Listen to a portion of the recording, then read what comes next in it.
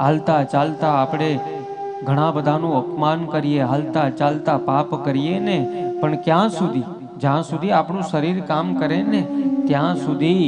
બાકી એક વખત શરીર પથારીમાં પડી જશે ને તો જેટલા પાપ કર્યા છે ને હસતા હસતા એ રડતા રડતા ભોગવવા પડશે. આવું સત્કર્મ ન કરાય, આવું ન કરાય એવું વિચારતા હોય ને સાહેબ, એની બુદ્ધિ છે ને એ બહુ દૂર છે ભગવાન. ભગવાનના કાર્યમાં જો આપણે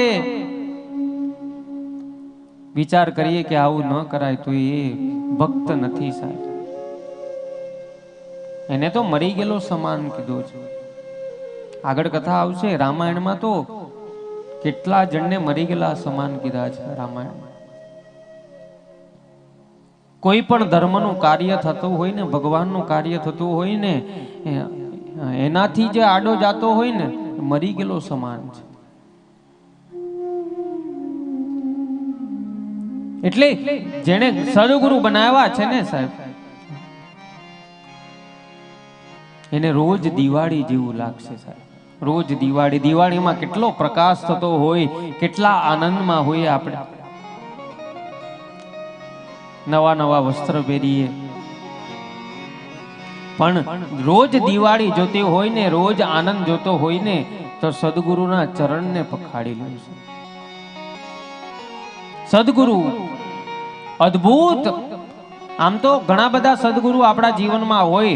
પહેલા આપણા મા બાપ છે જેને આપણને જન્મ આપ્યો છે, જેની પાસે સારું શિક્ષણ લીધું હોય, જેની પાસે કઈ શીખા હોય એ પણ સદગુરુ છે. આપણા જીવનમાં ઘણા બધા સદગુરુ, પણ સદગુરુ એકને પકડી રાખો. એટલે અમારો સૌરાષ્ટ્રનો કવિ કહે છે, સદગુરુના ચરણમાં મારે રોજ દિવાળી વાલા, ગુરુજીના ચરણમાં મારે રોજ રે દિવાળી, કદીએ નથી મેં તો રેન અંધારી, કદીએ દેખી મેં તો રેન અંધારી. જે જીવનમાં સદગુરુ બનાવે છે ને એને કોઈ દિવસ અંધારું જોવાનું નથી રહેતું સાહેબ.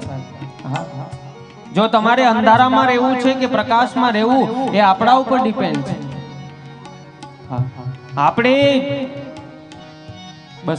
આપણે નક્કી કરી નાખ્યું બસ મારે અંધારામાં જ રહેવું, પણ એક સદગુરુ પકડાઈ જશે ને સાહેબ, ત્યારે અંધારું નાબૂદ થઈ અને પ્રકાશ તરફ આપણે જશું, ઉજાસમાં જશું, આપણને સમજણ આવશે.